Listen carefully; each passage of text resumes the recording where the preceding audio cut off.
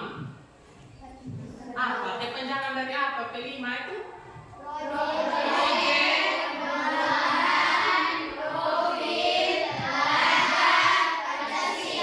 Ternyata kalian sudah bisa. Jadi yang mau kita lakukan sebentar ini, yang Pak Guru mau kenalkan sama kalian itu tentang P5 itu, yaitu tentang suara demokrasi. Perhatikan di situ. Suara bupati apa lagi? Ketua OSIS apa lagi? Presiden, gubernur, anggota DPR, DPRD, provinsi, kabupaten, ya, dan RI, DPD. Oke, kita masuk di pengertian demokrasi.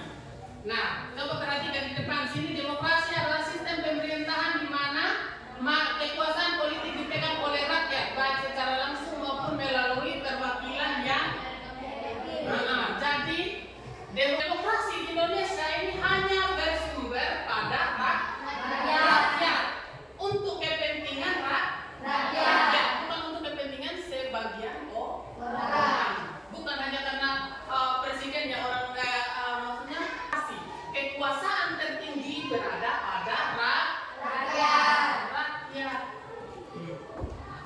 Oke, berikut demokrasi. Tadi kita sudah belajar apa itu demokrasi. Dan ciri-ciri demokrasi yang pertama itu ada kedaulatan rakyat. Kekuasaan tertinggi berada di tangan rakyat yang memiliki hak untuk partisipasi. Yang kedua, pemilihan umum yang bebas dan adil. Bebas itu berarti kita berhak menentukan siapa saja yang menjadi pemimpin di Sumba Timur, betul, atau di Indonesia. Contoh kalau kita nanti kalau sudah 17 tahun ke atas berarti sudah bisa memilih. Terus berikut, perlindungan hak asasi manusia yang sering kita kenal dengan HAM. Demokrasi menjamin hak dasar setiap individu termasuk kebebasan berbicara, kebebasan pers dan hak untuk berkumpul. Jadi demokrasi itu dia tidak kalau lihat sudah pasangan satu atau pendukung satu dia buat kelompok supaya untuk mensosialisasikan, tidak boleh dilarang. Kalau ada juga pers itu media massa yang meliput kegiatan pemilihan itu disebut dengan pers atau wartawan, ya, yang liput. Nah, itu kebebasan pers. Kita tidak boleh larang orang untuk liput itu. Terus yang berikut, dan hak untuk berkumpul. Oke, lanjut. Kebebasan berpendapat dan pluralisme politik artinya beragam. Artinya banyak. Ya, jadi dia bukan hanya satu saja. Politik, pluralisme politik. Rakyat memiliki kebebasan untuk menyampaikan pendapat dan berpartisipasi dalam proses politik. Proses politik itu tadi apa yang Pak Guru bilang tadi itu? Mulai dari pemilu sampai pada hari H pencoblosannya. Tuh kalian ya. Terus berikut pemisahan kekuasaan. Terdapat pemisahan antara kekuasaan eksekutif, legislatif, dan yudikatif. Jadi dia tidak bercampur antara kekuasaan eksekutif, legislatif, dan yudikatif itu. Mencegah penyalahgunaan kekuasaan. Contoh saja presiden harus netral, tidak boleh ikut campur. Oke, yang berikut prinsip-prinsip demokrasi sama juga tadi itu ada kedaulatan rakyat, pemilihan yang adil, kesamaan di hadapan hukum, jaminan perlindungan, dan pemisahan kekuasaan. Oke, skema pemilu.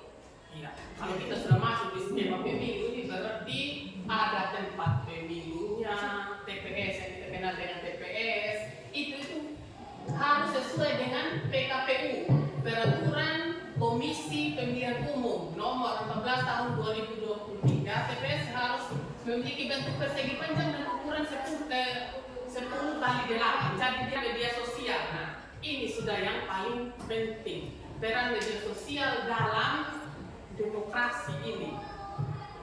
Yang pertama itu akses informasi dan partisipasi politik pada saat kita. Terus berikut ruang diskusi dan ekspresi. Jadi media sosial itu bukan hanya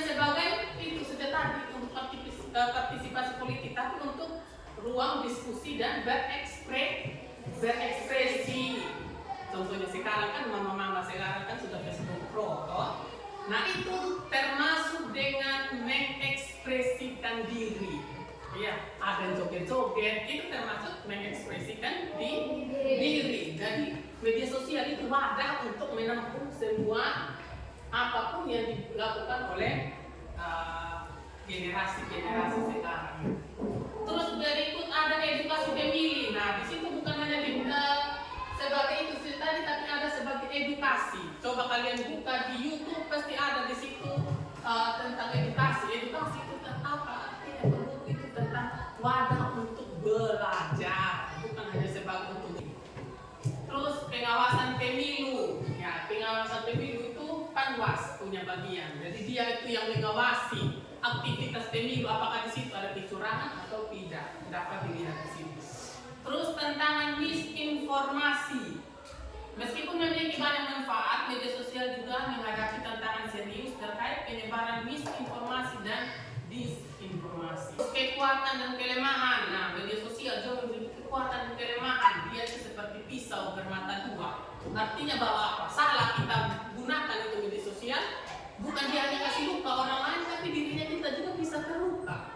Kita selalu omong sedikit di itu media sosial adalah berpolisi karena ada undang-undang ITE.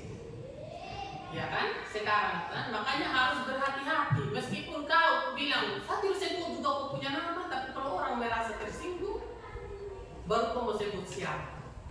Ya toh? Makanya itu yang disebutkan undang-undang ITE harus jangan sampai disalahgunakan itu media sosial. Jadi kesimpulannya, secara keseluruhan media sosial memainkan peran penting dalam memperkuat demokrasi dengan meningkatkan partisipasi politik, menyediakan ruang untuk diskusi serta mengedukasi pemilih. Namun tantangan seperti penyebaran misinformasi perlu diatasi agar media sosial dapat berfungsi secara optimal. Oke. Tadi kita sudah bahas tentang skema politik, ada punya TPS. Nah, sekarang kita mau bahas tentang KPPS. Skema pemilu yang tadi harus ada meja pencatat. Nah, meja pencatat itu yang daftar hadir, kan kalau kalian ikut, kalian punya orang tua di dalam itu, pas meja masuk itu KPPS berapa di sini? 4 dan 5. KPPS 4 dan 5 itu tugasnya mencatat daftar hadir. Jadi orang-orang yang datang dorang catat di daftar hadir yang di depan. Terus berikut di dalam situ ada tempat duduk untuk pemilih. Jadi kalau orang sudah masuk di dalam ada tempat duduk, nah di situ sudah untuk duduk mereka. Terus ada meja KPPS, meja KPPS 1, 2 dan 3. Terus ada bilik suara, ada kotak suara, meja tinta, meja saksi dan pengawas TPS.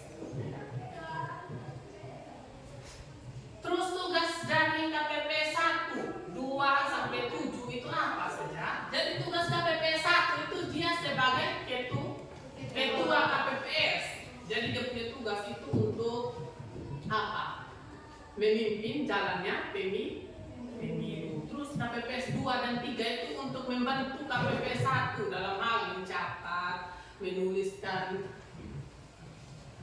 Terus KPPS 3, terus KPPS 4 itu apa? 4 dan 5 itu untuk mencatat daftar hadir pemilih. Terus KPPS 6 itu untuk apa? Menjaga kotak suara. Terus KPPS 7 itu apa? Menjaga tinta. Pembina OSIS. Kalian kan hanya bilang saja pemilihan ketua OSIS kan, tapi kita tahu strukturnya dia. Oke.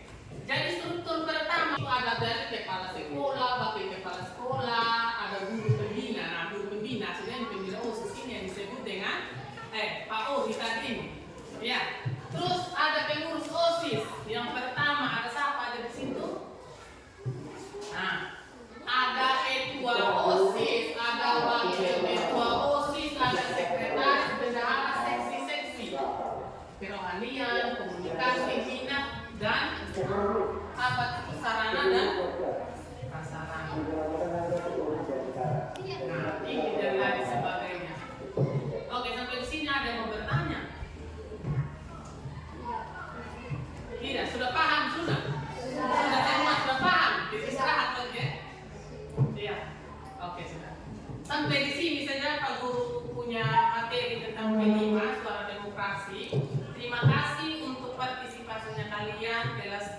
7.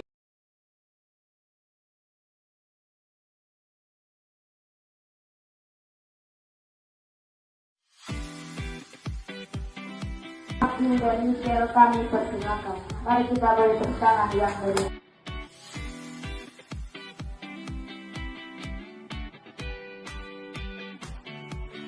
Kandidat, kepada para kandidat kita persilakan. Nomor 2. Ini dapat mengenal diri. Syukur buat Bapak yang baik, terima kasih Tuhan buat hari yang baru. Maka anak-anak juga harus mendengarkan dengan baik apa yang menjadi visi dan misi dari para calon. Bacakan visi dan misi dari paket kami. Menjadikan OSIS sebagai wadah yang menampung segala bakat, potensi, jengkung di atas batu. Batu halus di atas sang ratu. Ayo dukung nomor 1, pilihan bagus, paling bermutu. Terima kasih untuk SMP Negeri 2 Pandawai, sekolah yang berkualitas, serta menjadikan siswa-siswi yang lebih disiplin, berprestasi, kreatif, dan berakat mulia. Siapa biasa dipanggil Kitana? Pertanyaan untuk paket pasangan Tessa dan Daud. 2 Pandawai yang kreatif, inovatif, berkere. 3 mengikuti lomba akademik dan non-akademik.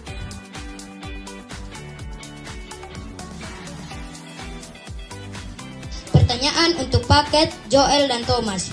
Contoh kreativitas Tepuk tangan yang meriah. Demikianlah pemaparan visi-misi oleh mengucapkan terima kasih atas kepercayaannya menjadi MC. Selamat siang.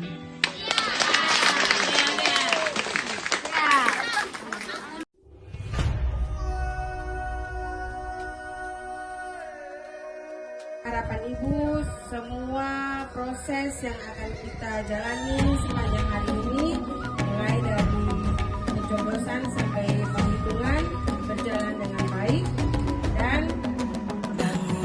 bukalah matamu, saatnya meraih mimpimu.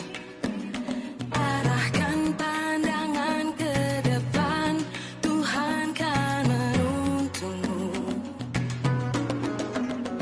Sadarilah masa berganti, tantangan kan kita hadapi.